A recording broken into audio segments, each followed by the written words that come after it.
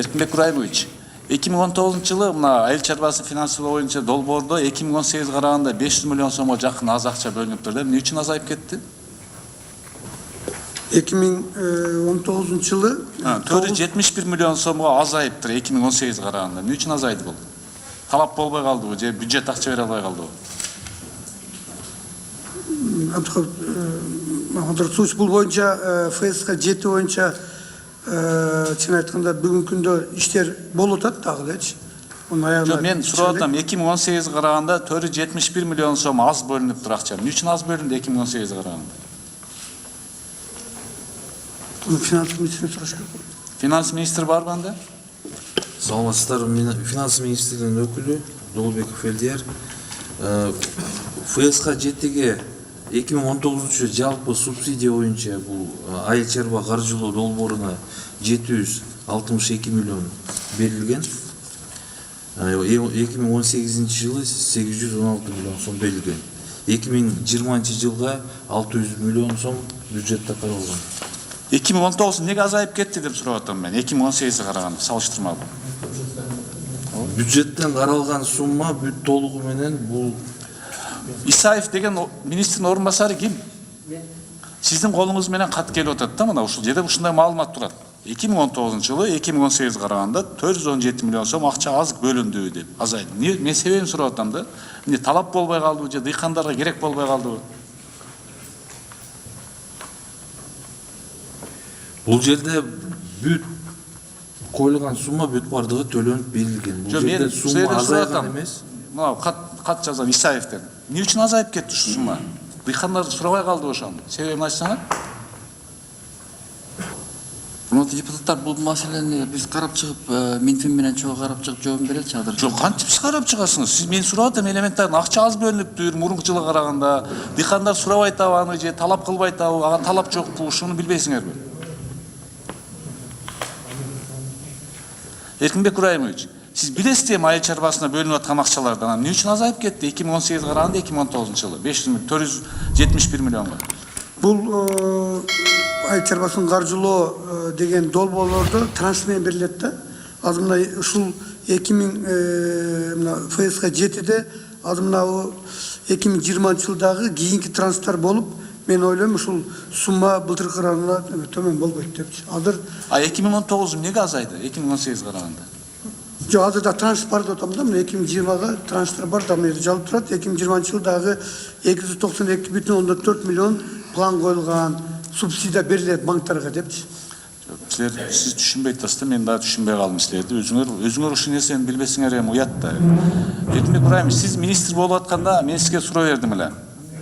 Ошондо картошка боюнча чоң проблема болуп, анан ассоциация түзүп, мен айтып сунуш бердим деп, айттыңыз деп толук колдойм. Биз негизи ассоциациялар көбүрөөк түзсөк, ошолор сүйлөшөт. Канча ассоциация түздүңүздөр ушундан бери? Жардам бердиңиздер. Силер түзбөйсүңөр, бирок жардам берип шарт түзүп бердиңер ошого. Бүгүнкү күндө айыл чарбасында 16 тармак бар. 16 тармакта 40тан ашуун ассоциация бар. Биз ушул мен мына ушул 8 айдан бери иштеп атам. Бүгүнкү күндө ушул жаңы түзүлгөн ассоциациялардын саны бир 5тей бар. Анан картошка өндүрүүчүлөр ассоциациясын түздүк. Мурунку министр Карипбек Асанович Асанов башкарган. Алар дагы өздөрү тийиштүү жумуштарды аткарып атат. Андан сырткары дагы ушул ассоциациялар менен чогуу мындай бирдиктүү иштеген. Биз мисалы Төбүрчак боюнча экинчи ассоциация же болбосо башка бир биттер боюнча бир 5 жаңы ассоциация түзүлдү. Картошка боюнча ошол мурун ассоциация жок экен да, жаңы түздүк. Анда 5 түзүлдү.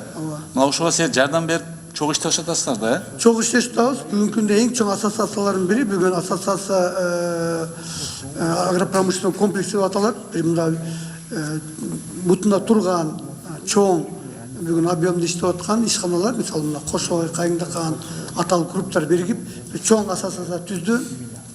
Ушулар менен чогуу иштерди жүргүзүп атабыз. Силер ошол сыртка чыкканда башка болгондо ошолорду алып алсаңар кошо. Башка жактан сырттан келген делегациялар да катыштырып маалымат алса жакшы болот да. Эгер жардам берсеңиздер, мына келечекте силердин көп маселеңерди ушу ассоциациялар өзү чечип калат. Жүйүңөр азаят да. Экинчи суроо, мен мына бюджет кабыл алып атканда премьер-министрге суроо бердим эле. Сиз да бар элеңиз пленарный сессияда. Biz Batkent'e barıp gelgende, Batkent'te işçiler iki meseleni surandı da. Birincisi örüktü perrabotkası, ikincisi gürüç. Gürüçtü proparka alıp, upakovka alıp, anan çıkarsak, bizde cumuşçu orun tüzülötli, anan kımbat satalat leyekti. Anan, oşunda Premier Ministr öz aytkan, ben özüm jeke kontrol olmalam, Ayыл Чарба министрлигине тапшырып беребиз, ушул жактан аларга жардам беребиз деп. Не иш чыгып атат ошо боюнча, эки нерсе боюнча Баткенде? Баткенде өрүктү ушул кайра иштетип сыртка чыгарууда бир эки чоң ишкана ишке кирди. Качан кирди? Бул 2018 жылы бирөө, 2019 жылы бирөө. Алар эми кичине экен, чоң эмес экен. Бизге айтты, алар объем өтө аз деди алардыкы. Орто ишканаларда. Анан ушул бүгүнкү күндө булар жакшы иштеп атат. Бүгүнкү булар чыгарган продукция Американ маркеттерине чейин сатылып атат. Ооба, аны Эркинбек Урайымович, ал өтө объем аз деди. Негизи алар чоңураак акча сурап аткан, жеңилдетилген. Анан Премьер-министр өзү айткан, мен буну өзүм көзөмөлгө алам. Эч нерсе жыла элекпен ушул боюнча. Иштебей атасыңар. Не аракет кылып атасыз? Анда не аракет кыласыз? Айтыңызчы, анда ошону көзөмөлгө алайын. Азыр муну айтыңызчы сен угайлы. Не жардам бере аласыз эки тармакка? Анткени Баткенде акыркы убакта көрүп атасыңар, чоң проблемалар болуп атат. Ошол жерде биз жумуш орун түзүп, ошол Баткен областынын бюджетин чоңойтуп берсек, кыйла маселелер жеңилдемек да, башка элдер көчүп кетип атат жумушсуздуктан. Ушуга кандай оюңуз бар, кандай жардам бере аласыз, айтыңызчы. Негизинен биз ушул тармакта Айыл Чарба министрлиги орган катары биз ошол жеке жактарга же болбосо юридикалык жактарга ушул сиз айткан эки тармакты өндүрүүдө, алдыга жылдырууда бизнес пландарды түзгөнгө жардам беребиз, жардам берип атабыз. Баткенге мен жакында дагы барам, мурунда барып келгенбиз. Биз айтып атабыз, ассоциацияларга, ушу жекечтерге өзүңөрдүн бизнес планыңар болсо, Россия Кыргыз фонду аркылуу же болбосо мына кайра иштетүүгө эң төмөн 6% берилип атат. Ошо аркылуу болбосо сырттан келген инвесторлорду ошого тартуу бар максатында. Азыр мына Кытайдан келген инвесторлор айтып атат, бир Айыл Чарба агропромышленный парк салганычы, муну ошол жака, ошол жерде кайра иштетип, өрүктү же башка бир продукцияны сыртка алып кетүү боюнча. Эркинбек Урайымович, бул Премьер-министр жогорку кеңеште сөз берген.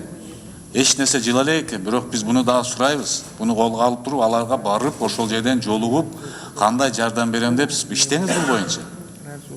Улуттук банк төрагасына бизде ошол Баткен менен жолукканда ишкерлер айтып атат да, биз Баткенге де банкка акча алабыз, счетко. Анан Бишкекке келип снимать эте берсек, 1,5-2%ке чейин обналичке деп акча алып атат дейт да. Мына ошону силер өзүңөр кандайдыр бир регулировка кыла аласыздарбы же ал мыйзам жол бербей, ушуну айтып бериңизчи.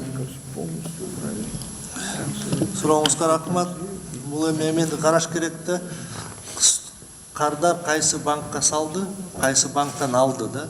Бул бир банктын ичинде өзүнүн банк эле, ал жакта филиалы болсо, анан бул жактан алабыз десек дейт. Ушинтип бизден 1,5% акча алып атат деп айтышты. Аякта бир жерде ошон үчүн айтып атпайм да, детальдары бар да. Аякта наличный нак акча менен салса, биякка келгенде проценти да азыраак болот да. Анан жана биздин элкарт улуттук система боюнча атайын жасалганда, ошо элкарт счет менен переводдор болгондо, аякта практически обналичка эме жок да. Караш керек да. Улуттук банк өзүнүн эрежелери менен аларга бир запрет андай мындай кыла албайт да? Ал эми менчик мейманкалар да, алар өздөр ошо операционный расходдорун жабыш үчүн ошо эмелерди коюшат да. Комиссионный эмелердичи. Ошондуктан бул сиз конкретный банк кайсы болсо берсеңиз биз карап көрөбүз да. Макул, рахмат. Эркинбек Урайымович, ВСП плюс боюнча 2018 жылы, 2019 жылы канча тонна айыл чарба продукциясы сыртка чыкты? ВСП плюс боюнча негизинен айыл чарба продукциялары бир Европага негизинен бизден төбүрчак, бал, анан кургатылган жемиштер чыгат да.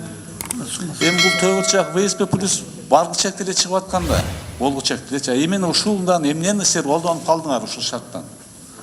Бүгүнкү күндө ошол ВСП плюс боюнча айыл чарба продукцияларынан бизде чын айтканда бир топ кыйынчылыктар бар. Ал жерде биринчи кезекте органикалык азык түлүк мындай чыгарууда бизде стандарттарды мындай бүгүнкү күндө иштелип чыга албашы бөгөт болуп атат. Анан биз пайдаланганыбыз бул эми негизи бул бажы төлөмдөрүсүз гана чыккан дерсе да, сондуктан логистиканын мындай оор болушу, тилдин бүгүнкү күндө кыйналышы, бүгүнкү күндө биз кече дагы ушул Жашыл Жумалыкка барып келгенде дагы бир топ сүйлөшүүлөр жүргүздүк.